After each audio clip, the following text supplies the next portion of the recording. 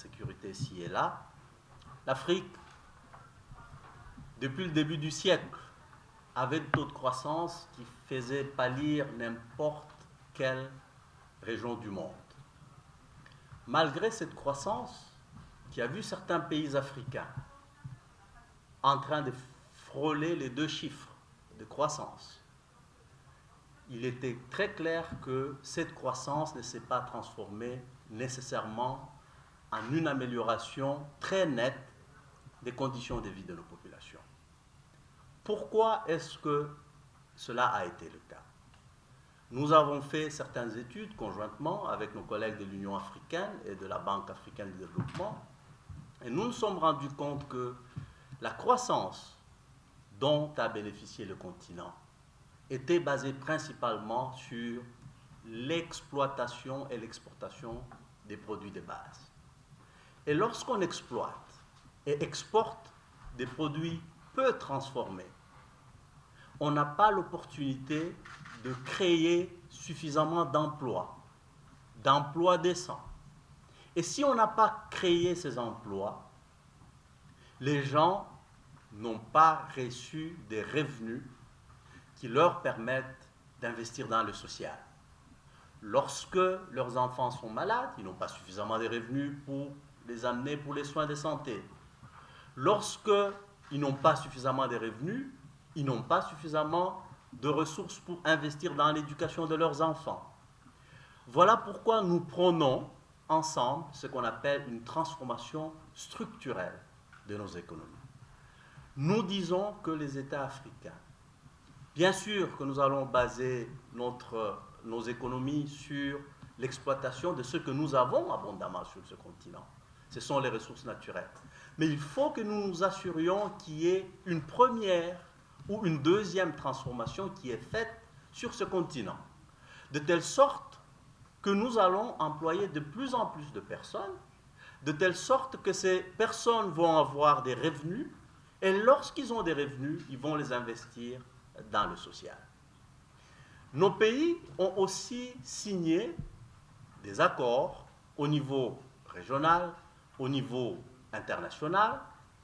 Pour ne citer que 2 d'entre ces accords, il y a l'agenda 2063 de l'Union africaine, il y a l'agenda 2030 et les objectifs de développement durable qui y sont reliés.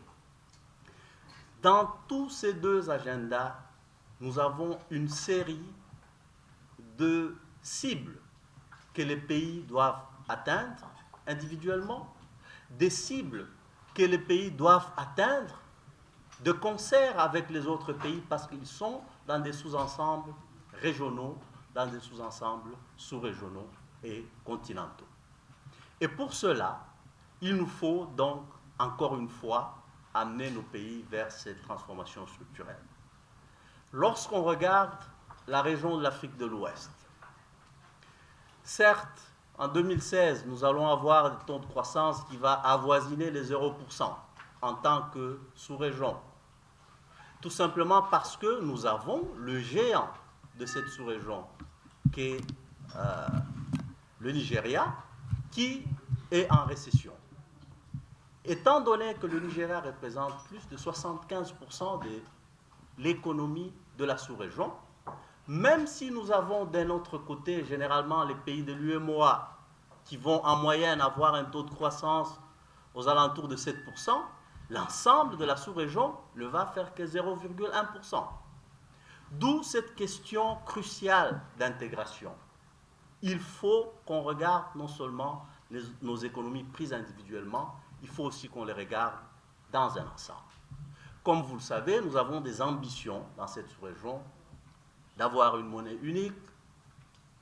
Nous avons des ambitions d'intégrer nos économies, mais il faut qu'on règle un certain nombre de questions en ce qui concerne la diversification de nos économies, parce que nous n'allons pas produire tous les mêmes produits. Et qui va échanger avec qui? Ou lorsque nous produisons des produits qui n'ont pas preneur dans notre sous-région, nous allons être obligés de faire du commerce avec des gens de l'extérieur du continent.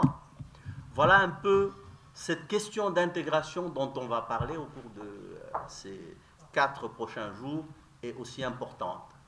Je voudrais terminer par la question, la sempiternelle question de financement du développement.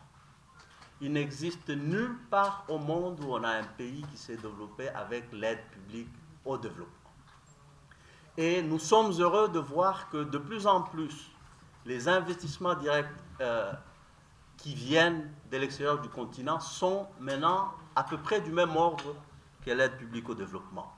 Mais ce que nous prônons, c'est que le développement est endogène. Il faut que les États africains puissent générer les ressources qu'il faut pour le développement.